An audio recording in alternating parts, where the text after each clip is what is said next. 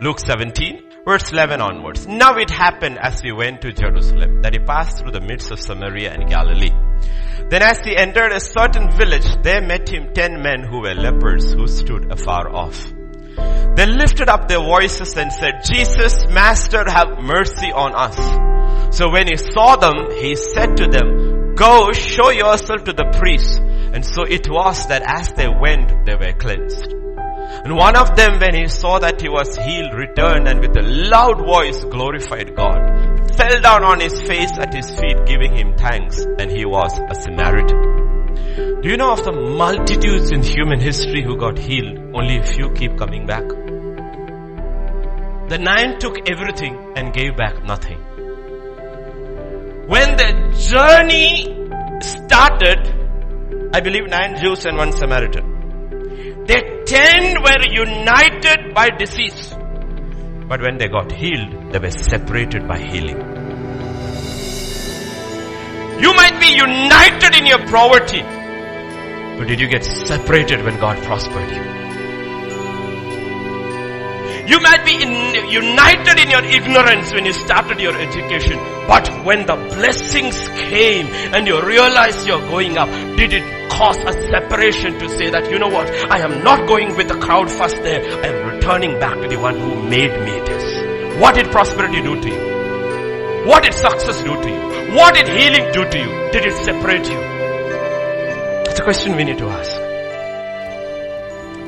When he told them, Lord, have mercy, he told them only one thing. Go. He didn't say anything further. So the other 9, they're just doing what he told them. But one did what he expected from him. Do you meet God's expectations? Do you realize why the Samaritan turned back and the other 9 did not? The answer is this. This foreigner. Who is he? This foreigner. The foreigner did not look at his leprosy making him unworthy. He knew he was unworthy even without his leprosy.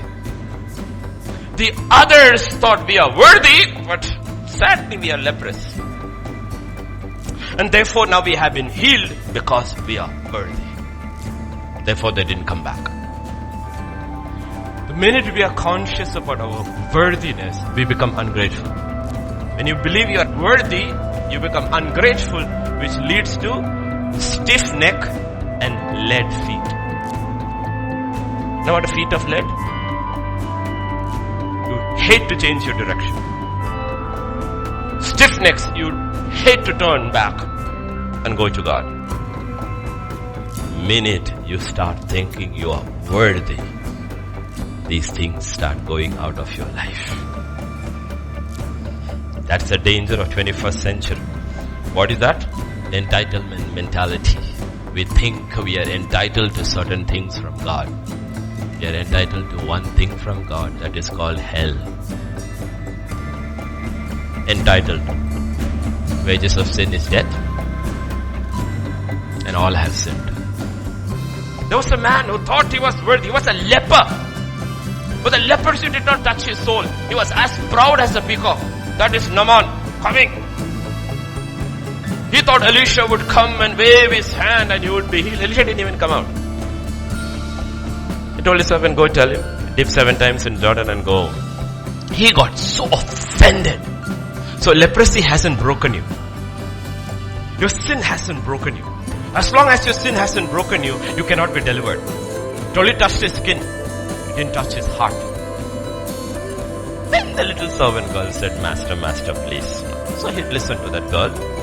He went down 7 times, came, and he saw.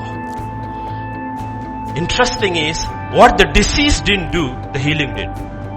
The healing broke him. The healing broke him, and he realized, oh my gosh, this is what I was, this is what I am. Glory to the God of Israel.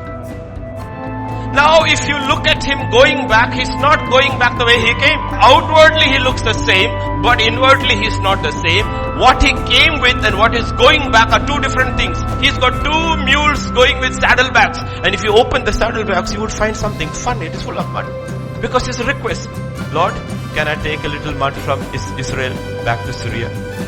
If If you ever went to Syria, Damascus that year, that age of Naaman, all over Damascus are all these altars before pagan gods and sacrifices being offered. But if you go to Naaman's house, you will see a holy altar made with earth from Israel. And here is a man giving thanks and glory to the living God because he realized who I was and what he has made me. He didn't go back the way he came. And you and I are not supposed to go back from here the way we came. I came a leper. I am going back cleansed. And I have something which money cannot buy. What is that? Earth. To build an altar in Damascus. To worship the living God. From now, my life will be defined by worship. That's Naaman. While Gehazi, who lived in the presence of Elisha, is running after Naaman to get some money. You living in the presence of God never changed your heart. This man has been changed. You're still pursuing the world. He's pursuing God. Encounter with God should change us. And continually change us.